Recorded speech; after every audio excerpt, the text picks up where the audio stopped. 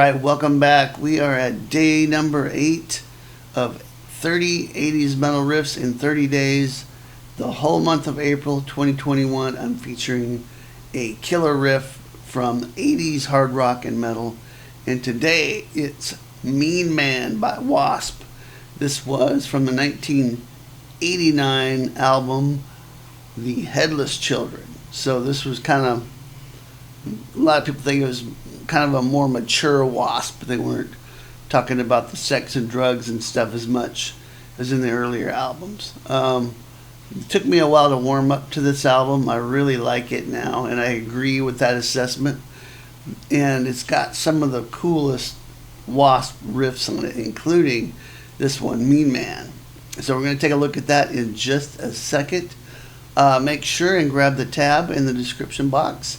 I also have a free sweet picking guide for you down there, Sweet Picking Bootcamp. So make sure and check that out. If you haven't subscribed already, please do, and ring the bell. All right. So what we're doing here is we're in the key of G, standard tuning. Lots of cool riffs in the key of G, and this one is no exception. So it's got a repeating part that has a couple little variations. So let me show you the main riff, okay? So we're gonna play 6-5-3 as sort of a lead-in to the riff. And that's on the low E string. Then we're gonna play 2 more hits on this G note. So then we're gonna go all the way to the D and G strings and play these dyads here. You see this all the time in 80s rock and metal. In fact, it's the riffs I've already done, including the last one, Rock and Roll Rebel by Ozzy, had the dyad. So this is similar to that. So we have 3rd fret on the D and G. It's actually part of a B flat chord, but in this context we're just going. Now when you play that, you can come off of the G note, or you can just roll your finger. If you roll your finger, just make sure not to accidentally sound the A string. You don't want that. If you come off it would look more like this.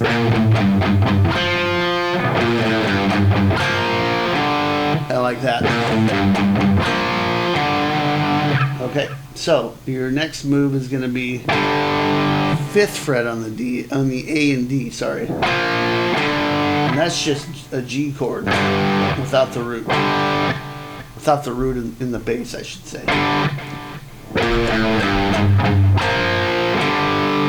Okay, now the next thing will be,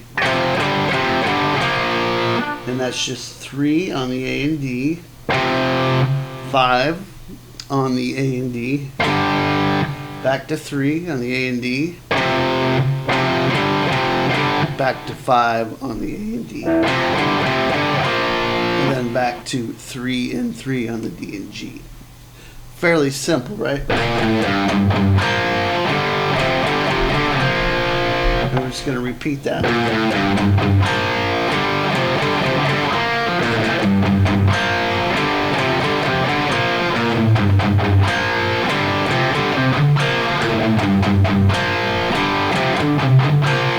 Picking wise, you could do all downstrokes.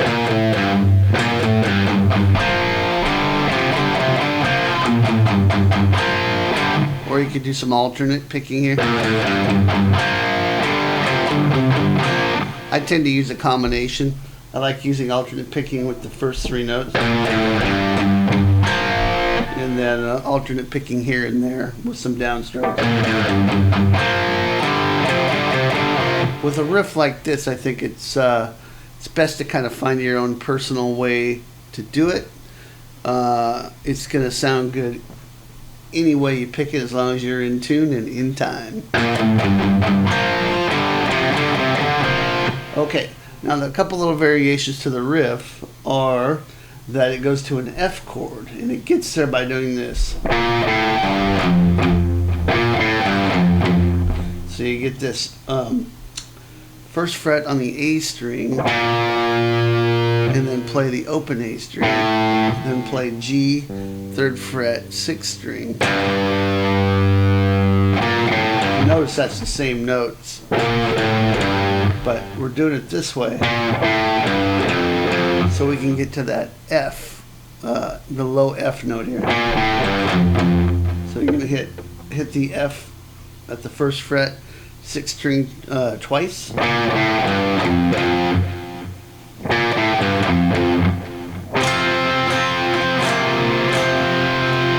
what we're gonna do is you're gonna bar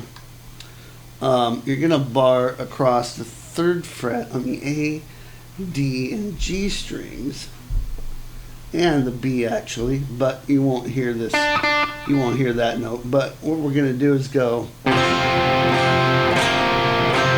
we're gonna form an F5 power chord here. 3rd fret D, 5th fret G, 6th fret B, but add in the 3rd fret on the A string. And what you're going to do is hit the chord twice,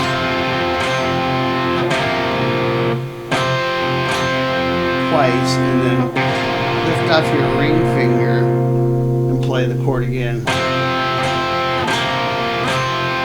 add the ring finger back.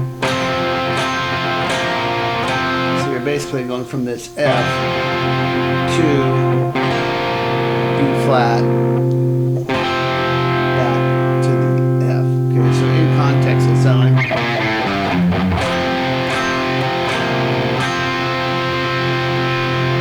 the next move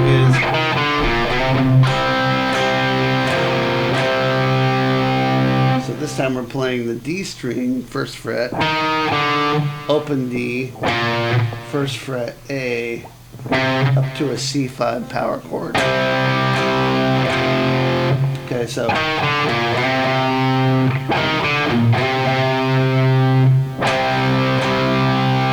on that C5 power chord, and then again we want to bar across the 3rd fret here. This time we're gonna take away the third finger and the ring and the pinky, sorry, and just take those off and play this and add them back. So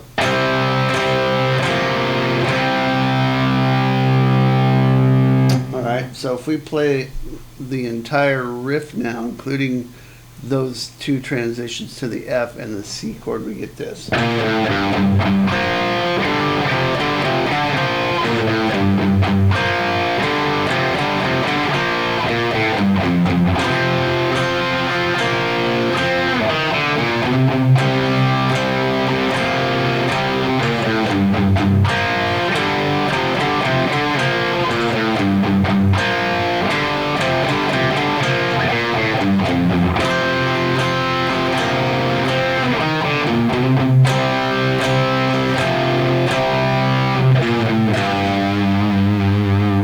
And that's the entire riff. Just take that slow, make sure and grab the tab down below if you have any questions about it.